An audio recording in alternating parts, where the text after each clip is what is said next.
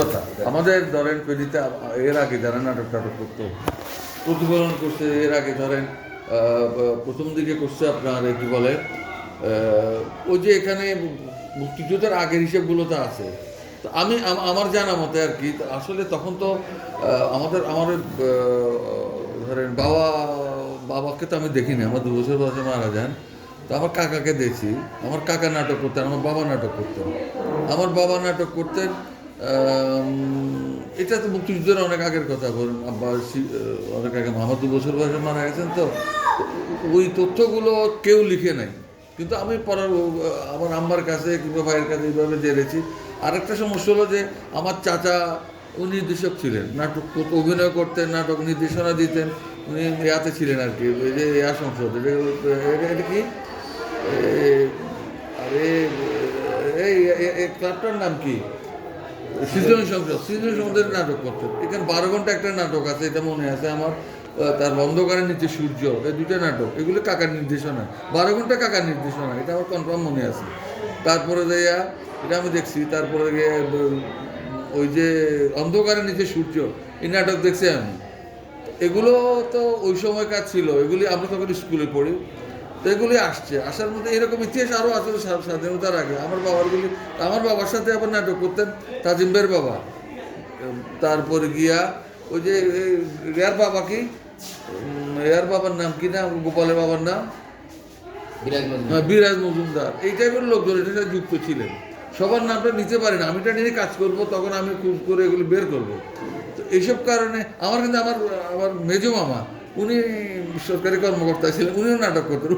ওনার আমার একটা ছবি ছিল যে উনি মেয়ের অভিনয় করছেন, ভালো অ্যাক্টর ছিলেন।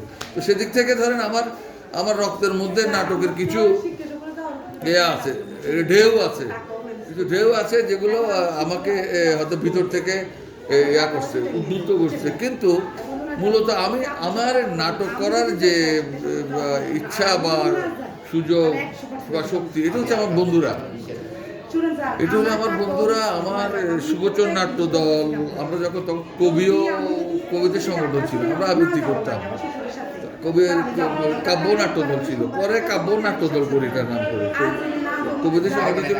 তা আবৃত্তি করতে করতে করতে করতে আমাদের দলেরই কিছু বন্ধু বান্ধব ঢাকা গিয়ে নাটক দেখলো।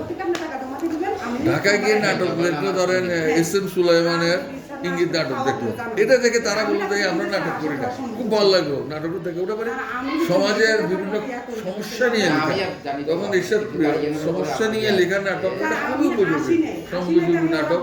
সমাজের বিভিন্ন শিক্ষা অব্যবস্থা, প্রশাসন অব্যবস্থা, তারপর বিভিন্ন অব্যবস্থাগুলো নিয়ে ওই নাটক। তো এটা করে আমরা শুরু করলাম নাটক। এটা করতে এটা শুরু করলাম নাটক। তখন আমরা এবার যোগ করলাম যে কাব্য নাট্যকার। তো আমরা নাটক শুরু, এক পর্যায়ে কাব্যটা চলে গেল, দেখলাম যে কাব্য চাইতে আমাদের নাটক বেশি শক্তিশালী। এবার শুরু করলাম আমরা নাটক করা। নাটক করতে এরপর আসছে সুলাইমান ভাইয়ের আরেকটা নাটক, খেপা পাগলার পেঁচাল, এটা সুলাইমান ভাইয়ের নাটক। এইভাবে আস্তে আস্তে আরও অনেক নাটক আছে, আমি বলবো, আমার কাছে সব লিস্ট আছে নাটকের। এগুলো করতে আমাদের সুবচনের আগে যারা নাটক করতো, ধরেন অন্ধকারের নিচে সূর্য, কিংবা ওই যে আমার আব্বা করতো যে ঐতিহাসিক নাটকগুলো, এই যে সিরাজউদ্দৌলা, এই নাটকগুলো করতো। আব্বা বলতো মির্জাফরের ক্যারেক্টারটা করতো, মির্জাফর বা আব্বা, অথবা তাজিমের আব্বা মির্জাফরটা করছে। এরা দুজন ভালো একটা ছিল, তো এরা করছে আর কি এরকম। তো এরকম আব্বা হয় তাজিম ভাই, আব্বা সিরাজউদ্দৌলা বা তাজিমের আব্বা, আবার দুটো সারা ছিল, দুটো মাস্টার, সোনাপুর মজুমদার বাড়ির দুদু স্যার, ওনারা আব্বার সাথে নাটক করতেন আর কি। আবার ওনাদের কিছু নাটকের নির্দেশনা দিয়েছেন আমাদের এই যে হকটাওয়ারের বড় ভাই আর কি, হকটাওয়ারের মেজো ভাই মিনু কাকা ছিল আব্বার ক্লোজ ফ্রেন্ড। তাজিমদের আব্বা, আমার আব্বা, মিনু কাকা খুব ক্লোজ। কিন্তু কিছু নাটকের নির্দেশনা দিয়েছে, কিন্তু আমি ওই নামগুলো পাই নাই। এটা যেন খুব খোঁজাখুঁজি করেছে, আমাকে অনেক বই প্রোভাইড করছে, এগুলো পড়ে আমি দেখি কোনো তথ্য পাই কি না। তো ওইখানে আপনার ওই নাটকে ওবায়দুল হক সাহেব, সাংবাদিক, বিখ্যাত সাংবাদিক ওবায়দুল হক সাহেব নির্দেশনা দিতেন আর কি। আপনি আশ্চর্য হবেন, জহিরানা হলের সামনে এখনও দেখবেন 1.5 তলা বা 2 তলা একটা ঘর আছে, উপরে টিন, দেখবেন এটার সামনে। এটার মধ্যে কিন্তু আব্বারা নাটক করছে, সুরত মহলে নাটক করছে। সুরত মহলে হলের মধ্যে সিস্টেম করে সুরত মহলে নাটক করছে। এটা আমার বড় ভাই দেখছে আব্বার অভিনয়। বড় ভাই ছোটো ছিল, আম্মাকে নিয়ে আসছে, আম্মা কোলে করে বাইরে দেখেছে, পরেও দেখছে এরকম ছিল, এগুলি করছে। তারপর ধরেন আবারও গ্রামের কিছু তথ্য আছে, বিভিন্ন জায়গায় পালা টালা কিছু কিছু, এগুলি আপনার এখানে লেখা টেখার মধ্যে আছে, এগুলি ওখান থেকে পাবেন।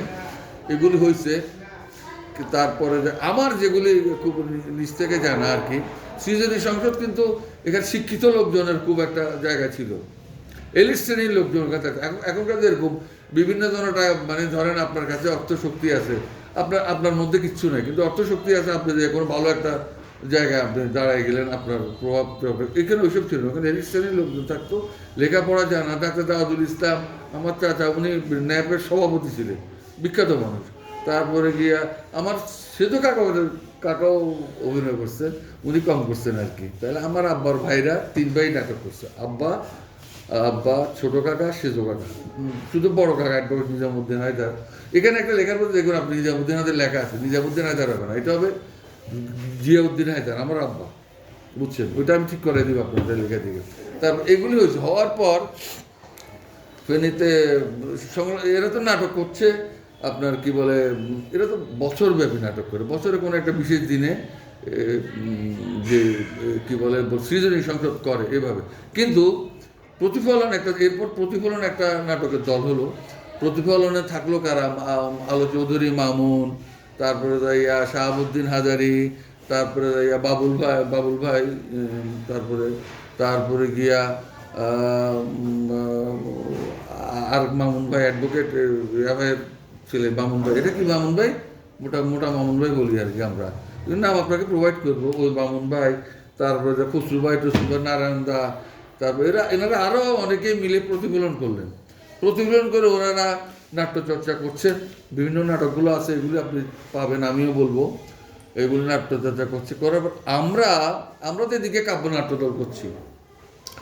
ওই যে বললাম যে ঢাকা গিয়ে আমাদের কিছু বন্ধুর মধ্যে হলো ধরেন নুরুর রহমান বাবুল, উনি আবার শুভচর স্বপ্নদ্রষ্টাও বটে, আমাদের একটা দল হবে। উনি কাব্য, এখন উনি টেলিভিশনের 21 টিভির নিউজ এডিটর, বুঝছে, শক্তিশালী মানুষ, ভালো কবিতা লেখে। তো বাবুল ভাই, তারপর মঞ্জুরুল করিম, ফেরি কলেজের পালোটা স্কুলের হেডমাস্টার সাহেবের ছেলে মঞ্জুরুল করিম, উনি আবার আমার ভাতিজা হন, আমি মঞ্জুর চাচ্ছু বলি। উনি আমাদের বন্ধু বাবুল মেজবা, এরকম মহিউদ্দিন খোকা, এরা কয়েকজন ঢাকা গিয়ে নাটক দেখার পর তাদের মাথার মধ্যে ঢুকলো যেটা দলটা করবে। তো তখন ওরা আসার পরে বা ফেরিতে সবার সাথে প্রশ্ন এভাবে করার পরে বিষয়টা হলো। তো আমরা মিটিং করে সবাই মিলে নাটকের দলটা করলাম। করার পর তখন একটা হলো, ওই দলের একটা কমিটির মতো হলো। তখন কমিটিতে সভাপতি রাখলাম আমরা কাকে, ফেনী কলেজের আরআই চৌধুরী রফিকুল ইসলাম স্যার। উনি খুব কাব্যিক মানুষ ছিলেন। শিল্পকলা, তখন তো শিল্পকলা ছিল না, তখন ছিল আর্ট কাউন্সিলের উনি ফেরির ছিলেন, অফিসার বা প্রধান ছিলেন আর কি, আর্ট কাউন্সিলের প্রধান ছিলেন, কালচারাল অফিসার যেটা রোল প্লে করছে, উনি ওখানে ওই কাজটা করতেন। কিন্তু স্যার ছিলেন প্রচণ্ড ক্রিয়েটিভ, রফিক রহমান ভূঁইয়া স্যারটা কিন্তু উনিও বাংলা টিচার, রফিক স্যারও বাংলা টিচার ছিলেন, দুজনে আমার সরাসরি শিক্ষক। তো ওই আরআই স্যারে এইসব শিল্পকলা নিয়ে খুব বেশি ব্যস্ত থাকতেন, সবাইকে অর্গানাইজ করা কঠিন এক পাবলিক ছিল উনি। স্যার অসম্ভব ভালো মানুষ ছিল, মানে এইসব ব্যাপার খুব ক্রিয়েটিভ একটা লোক, লেখা চুনা এগুলি করতে উনি তো গোলায় ফেললাম। কোন লাইনে ছিলাম? ওই যে আরআই যদি মানে যারা নাটক নিয়ে দল গঠন করতে চাচ্ছে, হ্যাঁ ওই আছে। তো স্যারকে সভাপতি করলাম, তারপরে যাইয়া সহসভাপতি করলাম কাকে, আইনুল কবির শামীম, উনি পেজে পৌরসভার কাউন্সিলর ছিলেন, মাস্টারপাড়া যে কাউন্সিলর ছিলেন, উনি আর ক্রিয়েটিভ, ঢাকা ইউনিভার্সিটির স্টুডেন্ট, ওনাকে করলাম সহসভাপতি। আরেকজন সহসভাপতি আরেকটা ক্রিয়েটিভ মহিলা ছিল, উনি হলো আমাদের ওই যে গার্লস স্কুলের সেলিয়াপা, দুই সহসভাপতি। সেক্রেটারি ছিলেন মঞ্জুরুল করিম, আমাদের ধরে মঞ্জুরুল, উনি ব্যাংকার এখন, উনি ছিল সেক্রেটারি। এটা করার পর আমরা একটা করলাম, কিন্তু এটা একটা করার দরকার, কমিটি করার দরকার। এক্ষেত্রে আমাদের মধ্যে ভালোবাসা বলেন, বোঝাপড়া এত বেশি ছিল যে কে সেক্রেটারি কে কি এইসব আমাদের কোনো ভাববার বিষয় কখনোই ছিল না, এখনো নাই। দরকার গভর্নমেন্ট চায়, বিভিন্ন প্রশাসন চায় যে একটা কমিটি, এই জন্য কমিটি করা। এটা নিয়ে হ্যাঁ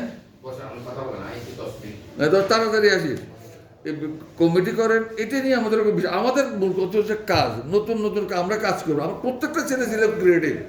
তো আমার আমার ওই যে বলছিলেন না, একটা কথা জিজ্ঞেস করছিলেন যে কিভাবে আসা, আমার রক্তের মধ্যে এগুলো আছে, ঢেউ খেলে, এটা ঠিক আছে, কিন্তু পথ শুরু করছে আমার বন্ধুরা মিলে গিয়ে। আমরা যে সুযোজন করলাম তখন থেকে আমার নাটক করব এরকম। আমরা দুজন কিন্তু ভালো অভিনেতা দুজন, এটা আমি বলি। আমি অভিনেতা হিসাবে খারাপ করি না, এটা আমি বিশ্বাস করি একদম বুকে হাত দিয়ে, যেমন ফারুক অসাধারণ অভিনেতা। তো এইখানে আমি গর্ব করি।